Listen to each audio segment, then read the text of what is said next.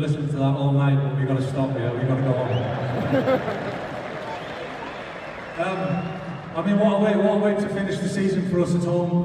What a game that was. That's how we like it. We've got to make it hard for ourselves and make it exciting. And I thought we played ever so well today. It was it's unbelievable to see this place like this. It's such a special place, and it does magical things.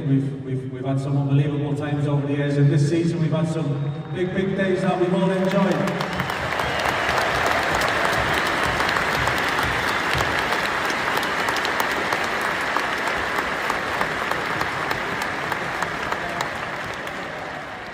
I want to thank the players. I have to say to everybody, this is such a good group of players, and I know we're here for football and the performance, but they're a really good group of people, and I think that's important, especially at this football club, that we sacrifice for each other, we look after each other, and they're a desperate want to do well, the players.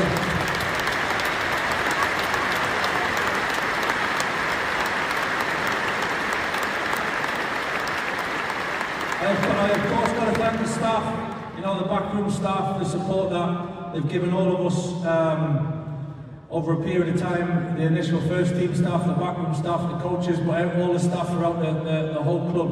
I can't, you know, it's the effort, the sacrifice again that everybody goes to, that's what makes this place so special.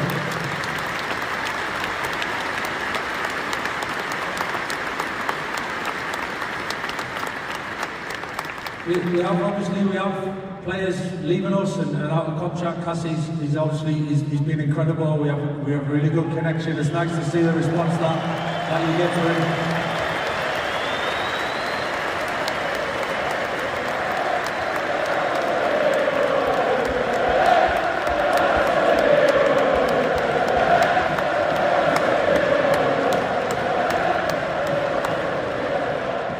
We have Tyrell as well, who I mentioned to the boys before kick-off.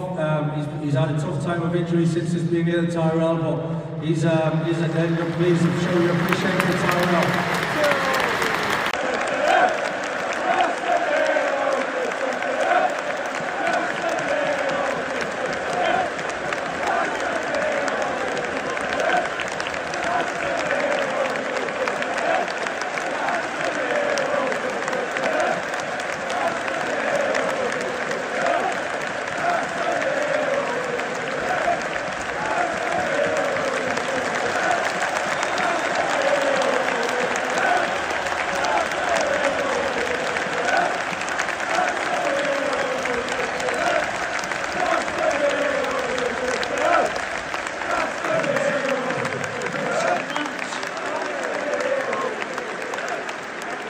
Casemiro is going to say a few words.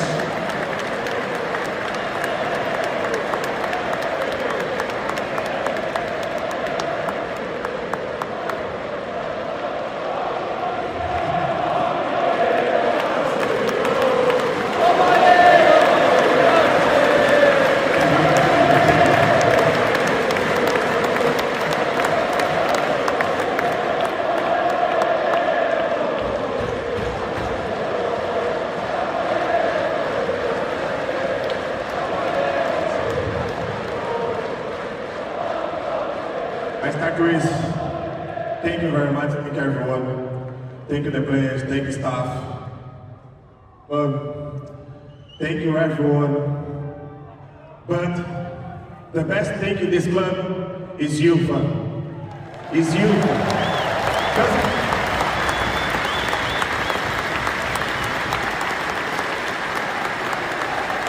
Thank you.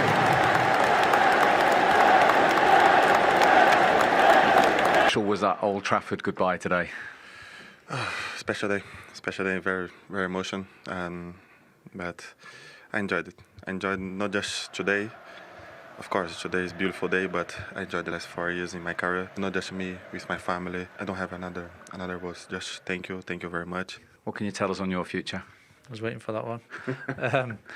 No, clarity will be in time. I think we said end of the season. There's nothing to add at this stage. If and when there's something to be announced, I'm sure you'll be the first to know, Steve. Well, you'll send me a message, will you? Are you close? No, listen, we've enjoyed our time, you know, and the situation really hasn't changed, and it'll get sorted when it's going to get sorted. I think the club were pretty clear with the situation and coming into it and towards the end of the season, if not the end of the season. So that's where we're at now. So you'll find that news out soon enough. For me, no doubts about the handball. But in the end, I think we need to have a meeting together to understand when is handball, when is a block, when the block's on the box, because in this moment we don't know what is possible or not, what the decision we know. A lot of times we don't understand the decisions, but I must accept. Yeah, I think there are a lot of people scratching their heads as to how that goal stood, especially when the referee was directed to VAR and he stayed with the on-field decision, which is something that happens rarely, 17 times in 7 seasons of VAR. And when you've got big Manchester United led that game, the likes of Roy Keane and Gary Neville saying that should not stand, that goal. Do you understand why, what it is about the law that allows it to stand, even if you disagree with it? Not really. I mean, I understand that it takes a deflection and a short distance and hits him, but the fact that it takes a deflection and he basically traps it, controls it with his arm, unintentionally, of course, which leads to the shot, the deflection, and the ball just pops down for Matheus Cunha and he's able to take that. It's a really good finish, but it's a completely unfair advantage.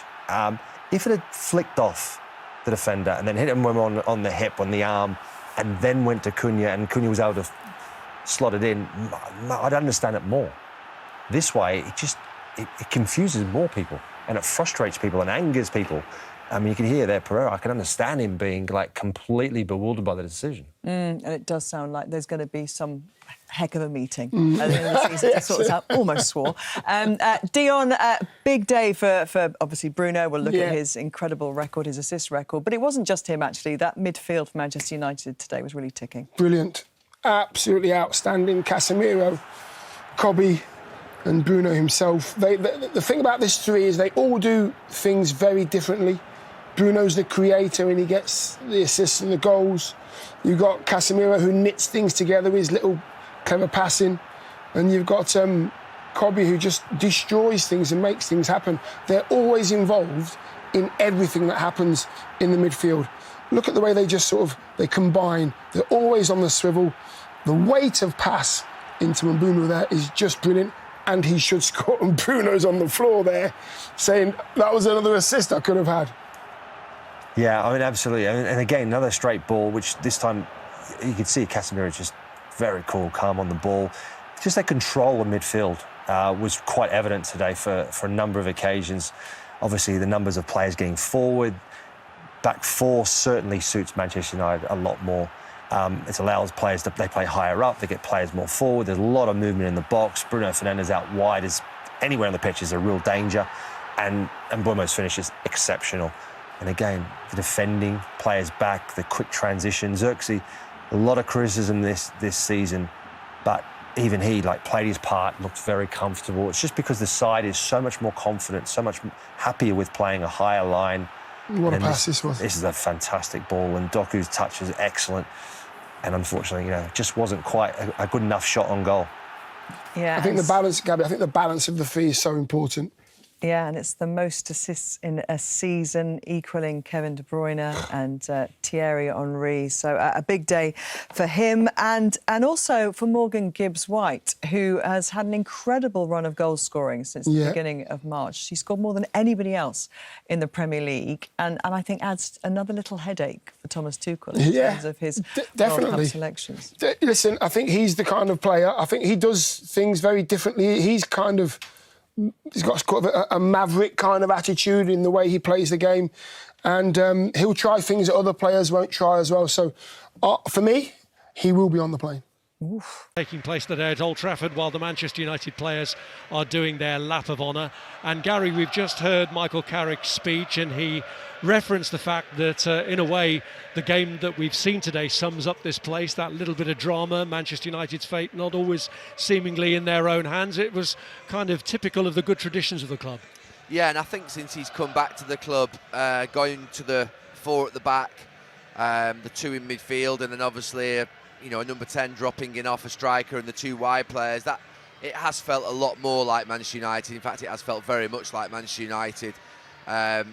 We know it's not quite at the level that will win a league, but what you can see are the patterns of something that looks like the football club should be playing. And for the first 5 months of the season, that wasn't the case. It was desperate out here, and did the interview with Sky Sports News before the game with Dan Carn, and we talked about, I think I did 6 games here or 5 games here in December and January, and we were doing interviews before the game talking about, you know, Manchester United had an opportunity to go into the Champions League places, but they never seemed to take it, and it was really desperate around that time, and the football was hard to watch because it didn't represent what you think should exist here. And that second half was very much what you would see at Old Trafford. You know, a Manchester United team who looked very dangerous going forward, are willing to go punch for punch.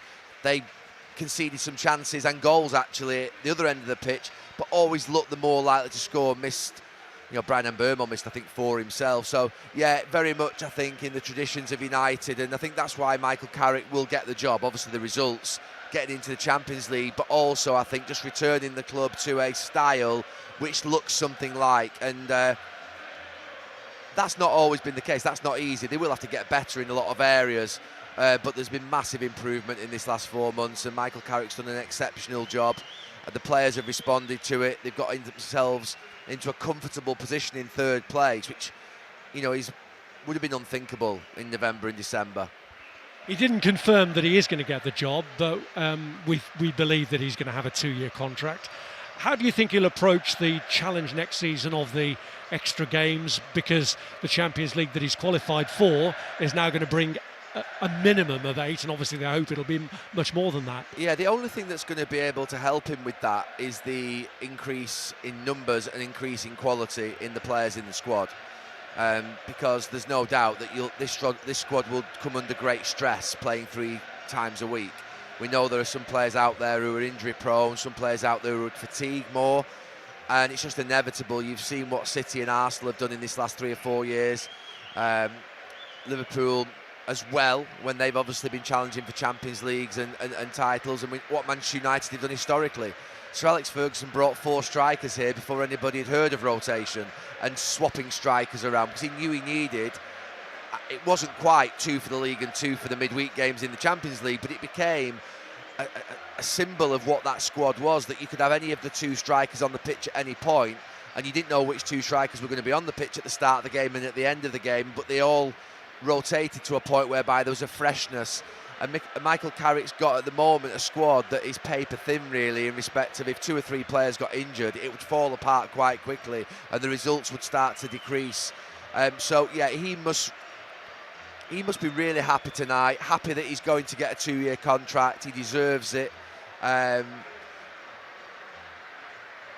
a warning sign, and I don't think that, to be fair, we need to give Michael Carrick a warning sign. He'll know that himself, that there's going to be an added scrutiny and stress next season when he starts for real, and he'll need 4 or 5 more players minimum of really high quality that are reliable, consistent, and also have got, I think, they're Premier League ready. Whether that means they've played in the Premier League before, but they're ready physically to adapt to what's going to go out in this league. So yeah, a lot of work to do, but he's done a great job, and so I say has earned the position.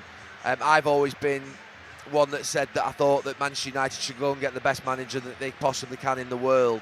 But what you can't deny over the last few weeks and months is that the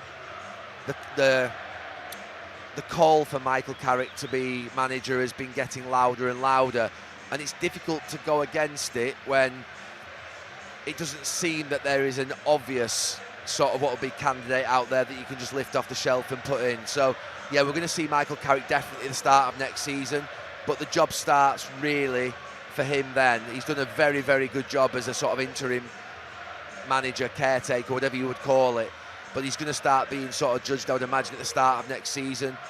But he needs to get 4 or 5 players in. That means the club need to support him in getting the 4 or 5 players in that he needs. 2 of the holes that he will have to fill.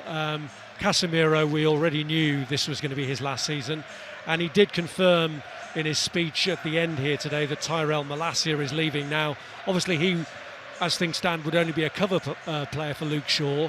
But bearing in mind his history of injuries, even though he's had a great year for appearances this season, with the extra stresses and strains of more games next season, is that an area where they will also need to bring in somebody ready-made? They definitely need backup at full-back. Both sides, I would say. In an ideal world, you bring 3 defenders in an ideal world. And one of those defenders might be... When I think of the likes of, say, I'm trying to think in Capie at Arsenal, who plays left-back and left centre-back, and I think Ben White's done that as well, and I think Mosquera's done that, where they played... they almost need one of them that can play in 2 positions, that can support. Then they need another top centre-back, and then they do need a left-back. So I think 3 defenders would be perfect. A centre-back who can play centre-back and right-back, a centre-back who's top-notch, who can really be a sort of figurehead, and then a left-back to back up Luke Shaw, so that actually they can alternate between sort of what would be Premier League and Champions League and whatever the most important matches are of that time. You've obviously got the other domestic cups as well. And then they need 2 midfield players. That, in an ideal world, you'd think that 5 would be perfect. And if you were being really greedy, you'd then swap out maybe Mason Mount for another forward of some kind. Maybe someone like Mason Mount, because you've got to think about the fact that Bruno is someone who's difficult to replace. And Mason Mount sort of half does that a little bit. So maybe it would be him, but if it wasn't him, then maybe somebody else who can play in wide areas and sort of... You see these players exist, don't you, quite a bit now, the likes of Foden and Palmer and Cherky at other clubs that play sort of sometimes as a number 10, sometimes they play wide. We've seen Saka play more central and then he goes out to the right, plays left as well. So almost like a flexible forward that can play in that number 10 role if Bruno Fernandes is not there for any reason, and then basically someone else. So that to me, look, I'm asking for 6 players there. And I don't think I'm being greedy. It's just how much these players cost. How smart can Manchester United be? The absolute unequivocals are a top centre-back, 2 top central midfield players. They're the absolute unequivocals. They need 2 in central midfield and they need a top centre-back, in my opinion. But they've got to go and get, I think, 2 or 3 more around that to beef up the squad to enable themselves to compete and give Michael Carrick the best chance of being able to repeat the performance that he's had without the Champions League games and the interference of cup competitions this season. So how would you sum up Casemiro's contribution now that we've seen his last appearance at Old Trafford, and how much do you think Kobbie Mainoo has benefited from that latter half of this season where he's been playing alongside him? I mean, it'd be one of the great questions, really. Was Casemiro a good signing, a value for money signing? There's no doubt he's given his all. He did lose his way a bit, by the way, for a period of a year or so in the middle, where he looked like he'd put some weight on. He was immobile.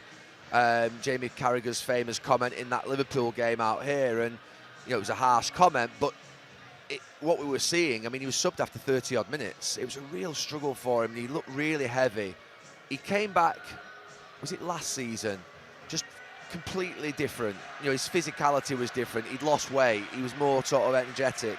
And his last 2 years has been a really good performer for United, one of the standout performers. And in this last 6 months, he's been exceptional in terms of getting Manchester United into the Champions League. His heading and his aerial ability in both boxes will be very difficult to replace. And you watch him now and you think, what would he have been like 10 years ago at Madrid? I wasn't watching Madrid 10 years ago, week in, week out. I was watching them, obviously, in the Champions League, and you knew he was a top player, one of the very best.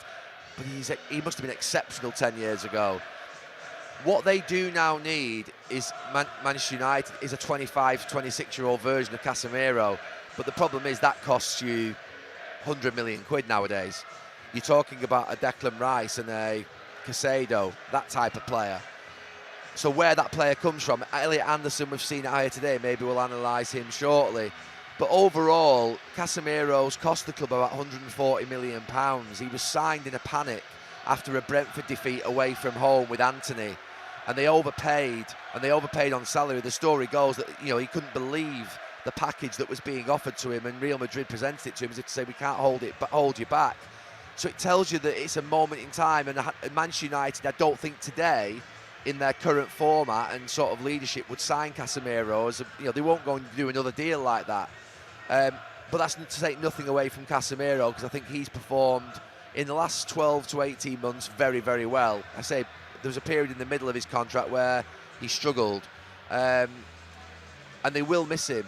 They'll miss him from a personality and character perspective, and a physicality and an aerial presence. And he's good on the ball as well, and he's developed a really good combination and partnership with Kobbie Mainoo. So they need to find a couple of players in there, one standout player, but another one who can play in there if Mainoo or whoever they sign isn't available. You need at least 3 in there, maybe 4. So, yeah, it's a big send-off for him. He's become a fan's favourite. But I've still got in the back of my mind a reminder of the panic in which they signed him. You know, Manchester United, I think, lost to Brentford. They lost at home the first game of the season to someone and then lost away at Brentford.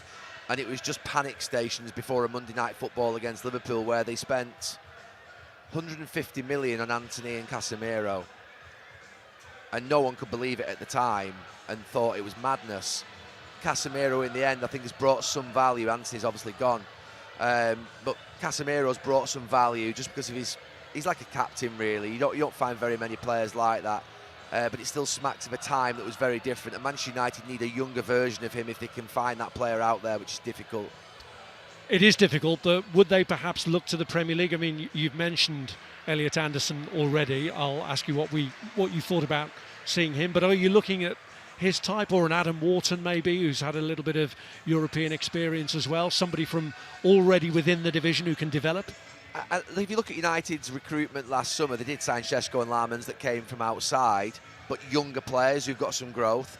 But their big signings were 2 players who are Premier League ready, you know, Mbeumo and Cunha, and they've had difficult times at moments this season, Cunha and Mbeumo, but I've never thought for 1 second when I watch them they don't belong in a red shirt. They do belong in a red shirt because they keep going. They've got that fight and that persistence. And Manchester United forwards have to work hard. They have to look like they're hungry to get on the ball. They have to look like they're going to run forward, like they want to score. And they're persistent and they keep going. And they've got good characters, those 2. And I think there's better to come from them as they settle into the second season. So Manchester United, I think, do need to look at players that are either very, very young and got a hunger to sort of grow, or Premier League ready players. And Elliot Anderson is that. What I like about Anderson is the fact that he looks forward, he contributes. I mean, you've seen the 2 assists that he's put in, the 2 crosses for the goals were exceptional.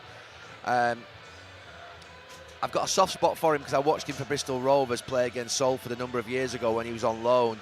And he was playing in a wide area at that point, which he did for Newcastle sometimes, which means that when he goes back into central midfield, he can accept the ball on the half turn. He knows where he is. He's got an eye for looking forward, and I see too many, I mentioned it during the game, crabs playing central midfield.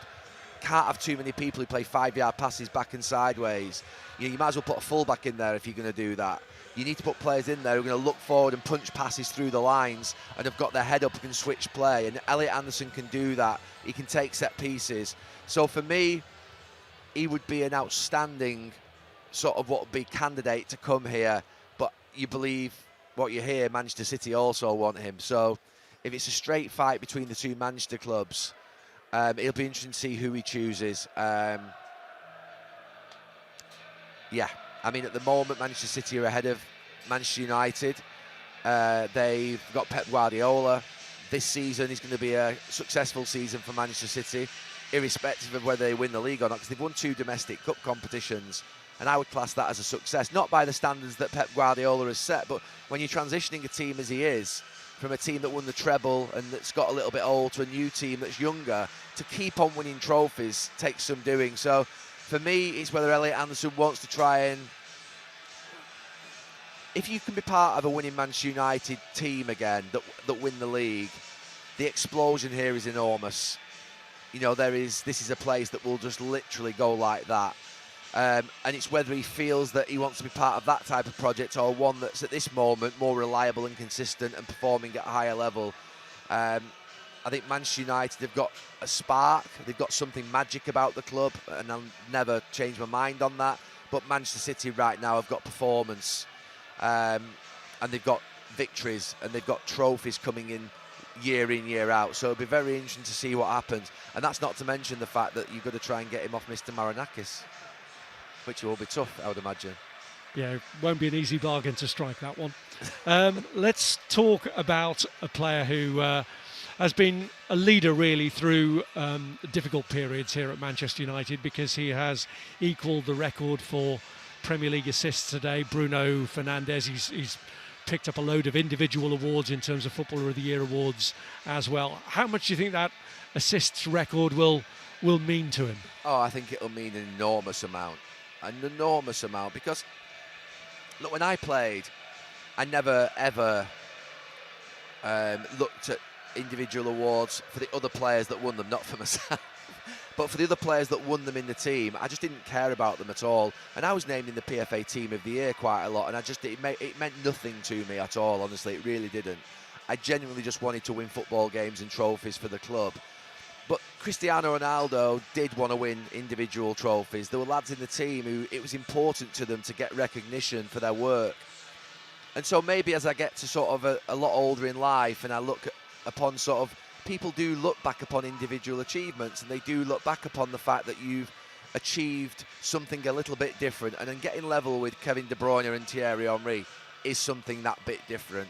And he could go ahead of them next week in the game against Brighton. We don't know yet. But he's been an exceptional performer. I've said this, unfortunately, for Manchester United for 2, 3, 4 years. He's the only player that I've seen signed for biggish money that I've seen go on and do sort of what will be that over the last 10 to 12 years. Now, I have to say Larmans, and there's a couple now playing with Cunha and Mbeumo that maybe could provide that second and third and fourth. But a lot of the signings, the big signings that United have made, have really disappointed and fallen well short of the standards that, you know, you expected when they signed for the club. You know, you got up for a lot of signings and thinking, oh, this is going to be a great signing, and then all of a sudden it just doesn't work for whatever reason. But he has been so consistent, and the position he's in now, in that off the front position, off a front player with the two behind, is perfect for him, because it allows him to cheat in the games, which is what he needs to do. Manchester United need to sort of, okay, he can defend, he certainly can press and try and harass, but you want him to be on the ball all the time on the counter-attack, and you want him to be on the ball in the final third, because he makes things happen. He's got such unbelievable quality, and he's got I said before about persistence, and it's so important. It sounds like something that's quite small, persistence, but the ability to continue to keep going for that pass that makes the difference, or that dribble that makes the difference, or that shot that makes the difference, is something that's absolutely categoric here at this club, and particularly in that number 10 role. I actually wish he was wearing the number 7 shirt. I think he's actually someone who is worthy of wearing that number 7 shirt. You think of Cantona and Robson and George Best and David Beckham and sort of the great players that have worn that shirt. And I know he's got number 8 on. I'm not asking him to switch, but he feels that he's got that presence, those shoulders up, that chest out. And yeah, and he deserves everything that he gets. There was a period where I think that he was, body language-wise, not demonstrating what I believe are positive traits for a captain, and this was 3 or 4 years ago. I think young players don't respond off that type of thing. They want that sort of, yeah, you can have a go at them, by the way, you should have a go at them, but not in a moany, whingy way. That seems to have gone from his game now. And what you can never doubt with Bruno Fernandes is he cares, and he's always cared, and he's always been passionate. So it's important that Manchester United keep him, by the way. He's got a buyout clause in his contract, and I think that he'll be looking at the club and speaking to Michael Carrick and saying, right, come on, who are you signing? Who are you going to sign that's going to take me to a point whereby I'm staying here? I believe in this club. I believed in this club last summer, when not many people at that time did believe in it, when Manchester United had just been beaten by Tottenham in the Europa League and finished 15th in the league, which is unforgivable. He stayed and could have easily jumped ship, and he didn't do.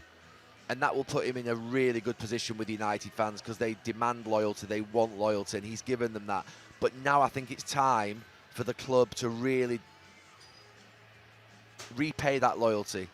And that's, to me, buying fantastic players and bringing fantastic players in who can go alongside him, who can get Manchester United closer. I think they're about 11 points behind Arsenal right now, and that's going to be even more difficult to maintain next season because of the Champions League. But how do they close that 11-point gap? May become 14 tomorrow night. So how do you close a 14, 15-point gap? That means you've got to sign very, very good players, because Arsenal are a strong team and City are a strong team. Just on the point of assists, we never used to talk about assists in terms of tallies. It was always goals. Is there a danger that in pursuing that actual record next week that you are caught in two minds if you're presented with the chance and you're thinking, should I lay it off to get the record? Should I go for goal myself? Yeah, I mean, look, I think he should go for the assists record next weekend. Manchester United need to win a football match, obviously, because there are fans going paying to watch the game and will spend a lot of money to get to Brighton. But if he can get an assist next week, he should try and do it. I mean, if he's got an obvious tap in, he shouldn't stop it and try and pass it to someone. He should take the goal. But yeah, I think he's worthy and well within his rights to go for that assist. And you're right. I mean, a number of things have changed. I never played as a defender at United as a right back and felt under any expectation whatsoever to get goals or assists. And I look now at some of the achievements of fullbacks and their goals and assists, and I feel embarrassed. But it just wasn't an expectation back then. Assists weren't something that, I mean, I played behind David Beckham and Cristiano Ronaldo, who made assists all the time. And it wasn't really sort of ever, I don't even know in any season that I ever even looked at an assist leaderboard. I don't think it was ever presented to us. And now we get presented with a lot of stats and a lot of data, which is fair. But yeah, it's become something that's a lot more apparent and a lot more in our faces in the last 5, 6 years, 7 years. And is it a good thing? Assists. I do think actually Thierry Henry spoke about assists quite a lot and how important they were, that he felt they were as important as a goal and looking after his teammates. But yeah, historically, strikers were generally more selfish and thought more about goals, solely about goals, not about any way of setting up their teammates, even though I'm sure that they all contributed together. But yeah, it's become a new phenomenon and something that I can see the importance of it. Some of them are a bit basic. I mean, I've got an assist, believe it or not, because they must have recounted. I've got an assist. Scholes, he scored a goal, I think Middlesbrough away, which is one of the best goals you'll ever see. It's a strike from 30 yards. I roll it to him from right back, and I get an assist for it. How many yards? He's about 25 yards out. I'm probably rolling it to him sort of across. Now, how many yards for your assist? Oh, my assist was about 15 yards, 20. But it's a simple pass. I mean, he wasn't marked, and I get an assist for that. And I'm like the Elliot Anderson one in that second half where he whips that cross in. That's a proper assist. That's like, you know, we should grade assists because some of them are so basic. Well, some of them are deflections. I know, it's like mad. But yeah, so yeah, I'm not wholly bought into it, but I do think that, yeah, to get the 20 assists, you can see the calibre of the player that's up there. It means you're an exceptional player. Afternoon, Michael. After that win, guaranteed third, you had some nice goodbyes for some players as well. Was that kind of, in a way, a bit of a dream afternoon? It was a good day, yeah. I think we were really conscious of trying to finish on a bit of a high. You know, I think we've made some really good strides as a group, as a team, and as a group and as a club. It's easy to get to the stage, and I've been part of it myself, and that extra spark's not there. But so I think to finish like we did for so many reasons was a good day for us, yeah, for sure. You said in your speech after that you're hopeful there will be some more big moments and big goals next season. Can't keep asking you again, but any updates on your future? Yeah, I'm a supporter as well, so regardless of anything, I want it to be a lot of good moments here. No, I think it's been pretty clear, and from what I said a couple of days ago to you, really, I think it's the same. You know, over the coming days, there'll be clarity in the situation. I think it was a case of today was important about the game and getting the right result, and some individuals as well shining today. And so whatever the news is going to be, I'm sure you'll get it in a few days. So, Michael, just in terms of like this season, finished third, that's probably as well as anybody would have hoped or expected. But clearly, Manchester United, you know, third is not the aim. What needs to happen to move to the next level other than kind of buying better players? I think there's a couple of sides to it. I think understanding, you know, the position we want to get to from where we've been a little bit, and understanding what steps that needs to take and what we've had to make to. And I do genuinely think it was a really fantastic achievement to be where we are at the moment. The players deserve a lot of credit for that, and I think you just want to keep improving. As I said it the other day, I think the closer you get to the top of the league, then the harder it gets, and you've got to make big steps, but it's harder to make them big steps. So So yeah, certainly evolving the group is one thing for sure. You know, that's no negative on the group as it is now. I think you just want to keep pushing forward. You know, we've got a really good group of players that we want to keep trying to improve and get better. And if that's additions, that's additions. And some of the younger players will be better for it again with an extra season and experience this club for a year. So you just want to keep moving forward. That's the only thing. And there's not a magic ingredient to doing that. You know, it's hard work, a bit of brains and a bit of intelligence, and a bit of having good players as well. Sammy? Hi, Michael. Cunha, Bruno and Sesko have all broken double figures now for Premier League goals this season. The recruitment's been very good. Do you think it's realistic for them next season to be, with more games as well, looking at the 20-goal mark? I don't want to put figures on it. I just think it's been a really good first season for all the boys coming in and getting judged on goals and assists. I get that from attacking players, but I think the overall coping and adapting and improving as the season goes, I think is important. Next season, obviously, little bits of different challenges, and backing it up is another challenge. But yeah, really positive with those players in particular, and I'm sure there's more to come. Pete? Hi Michael, what have you said to Bruno in there? Because it looked like at times today that record just wasn't good. Yeah, it's a little bit chaotic down there actually on the pitch and the change room, so we've not had massively much to say. I just it's a tricky one. I think he's dealt with it really well, to be honest, because he can, for me watching on from the side, he's going through at times and you're thinking what's gone through his head, you know, is he looking for a pass, is he looking just to score, and is he second guessing it? Well, I think he coped with it fantastically well, and to get the moment, I think today the way he did it was a really nice moment for everybody, you know, and credit to him for that, because it's not easy, but he always puts himself behind the team first, and today was another one of those days, even though he's going to get the praise, because it is a fantastic achievement, obviously. Hi Michael, we've spoken about a lot of players since you've come in, but one we haven't touched on is Luke Shaw. It felt a year ago like maybe he was coming to the end of his Old Trafford career, and now he's started every Premier League game this season. I mean, how big an achievement is that, and can he do that again next season when it's potentially a 60-game season? I think it's difficult for anybody to do, to be honest. I think when there's so many games, it's not an easy thing to be able to. Sometimes it's no fault of your own, you know. Unfortunately, injuries and things are part of football, and there's other things that come into play. So to start every game is a really fantastic thing to be able to do. Next season's a new season.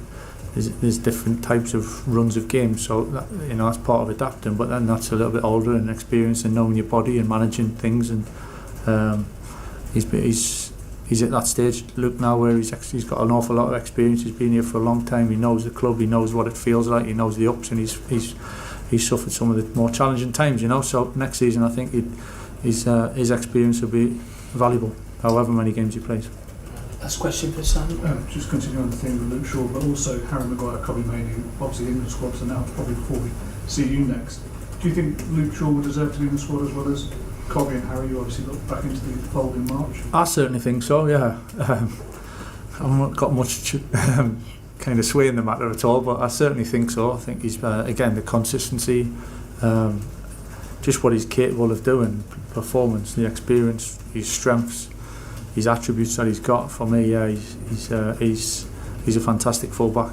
And I think between them, I think all three of them have done the chances now on recently, for sure. On the final day, let's show you what happened at Old Trafford from a Manchester United point of view, where at times it did feel like everything was aimed at trying to get Bruno Fernandes his assist record, didn't it? It started, though, from a United point of view with this early goal for Luke Shaw, Micah. Yeah, Luke Shaw, I mean, he's been ever-present inside the season. Not many goals, but that is a terrific finish. The First technique, in 3 years. First in 3 years, wow. He should shoot a lot more often with goals like that. Both the Nottingham Forest goals came from beautiful Elliot Anderson passes, didn't they, Roy? Brilliant, yeah, brilliant delivery again. Poor from United regarding defending. Ahmad not strong enough, not sensible enough, but once it leaves his foot there, it gives the attacking team every chance. Brilliant delivery, very, very good goal. And we saw the best and the worst of United again today. A real goal threat, but defensively not great. And we're still... Yeah, we still scratching our heads with that one. This lovely finish. But we're all still thinking it's obviously a handball, but the referee gave it. Well, the referee went to the screen. VAR recommended that he had a look, but in his opinion, he thought that was accidental and therefore decided to allow it. And Matheus Cunha, having followed up, that goal was allowed to stand. Then you get Bruno's assist. The moment everyone was waiting for. It is some ball across though, isn't it? Look at the way he just drives it across. A lot of people go with a curl in that position there, but you can see the light on his face. But then Gibbs White was outstanding. But look at this for another assist from Anderson. Brilliant. Brilliant. Yeah. Brilliant delivery. Even better finish. Look at the way he just adjusts his feet on his left foot. Lovely run. What a top finish that Lovely is. goal, yeah. Lovely goal. But again, United going forward, real goal threat, but you still worry about the mark. That's what they've got to fix going into next season. Whether it be centre half, full back, and certainly a couple of new players in midfield. And still waiting for a new contract to be confirmed for Michael Carrick. Afterwards, he spoke with Natalie Jedra. We're talking about future, and of course, the past couple of days, reports that you and Man United have reached an agreement. What can you share about that? No, there's nothing. Listen, I said clarity in terms of coming towards the end of the season and the end of the season. I think it's nothing's changed. I think if there's something to be said either way, then it'll be announced. But today was about the game and finishing the season strongly, really, for the players and for the whole club. So we'll see what happens in the next few days. Can you tell us at least how close it is? Because it feels very close, this official announcement. Yeah, there's a lot of rumours. It's quite interesting to see what's true and what's not. But that's not for me to get involved with. But listen, clarity will come in the next few days. Isn't it? Yeah, well, it's highly unlikely he won't agree a deal, will he? Yes. Do you know what I mean?